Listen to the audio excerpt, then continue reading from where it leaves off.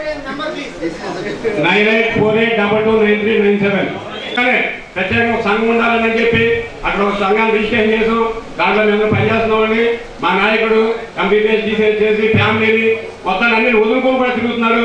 విజయవాడ అక్కడ ఉన్న పిచ్చబ్బాయి గారు, పూర్ణనారాయణ గారు, ఇంకెవరున్నారు చెల్లిపోయిన సీను అందరూ కలిసి అబ్బాయి మీ విధానాలు మాకు నష్ట కలిగిస్తున్నాయి కాబట్టి ఐక్యం చేయడానికే మా వంతు ప్రయత్నం మేము చేస్తా ఉన్నాం.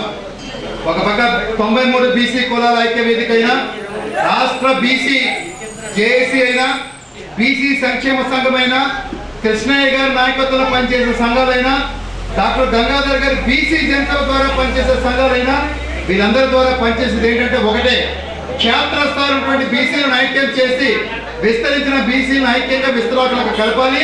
రానున్న రోజుల్లో మన ఉనికిని మనం కాపాడుకునే విధంగా మన సంఘాన్ని సంక్షేమ కార్యక్రమాలు నెరవేర్చుకోవాలని ఉద్దేశంతో ఈ కార్యక్రమం చేయడం జరుగుతూ ఉంది. ప్రత్యేకంగా మన నాగబ్రహ్మం గారికి ధన్యవాదాలు. అదేవిధంగా కార్యక్రమాన్ని ఉద్దేశించి వివిధ కులస్తులందరినీ కూడా, ఉద్యోగస్తులు, వ్యాపారస్తులు, వివిధ కుల వృత్తులు చేసుకున్నాం. మనందరం కూడా కలిసి వివిధ భక్తుల చేత పుడిపూడి జిజ్జి మరియు బుజ్జి గారికి ఒకసారి కరతాలతో గట్టిగా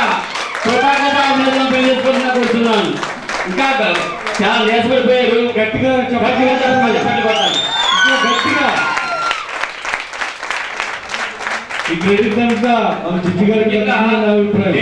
ప్రధాన సమస్య ఎవరో ఉన్నత కులస్తులు పాప కులస్తులను బీసీలోకి జాయిన్ చేయడం.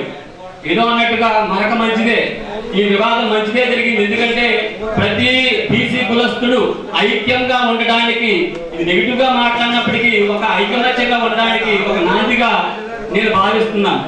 మరి కేవలం లాజిక్ అంటే చిన్న లాజిక్, ప్రతి ఒక్క రామాయణం కావచ్చు, మహాభారతం కావచ్చు, చిన్న లాజిక్ తోనే స్టార్ట్ అవుతుంది. ఏ లాజిక్ అంటే ముద్రగడ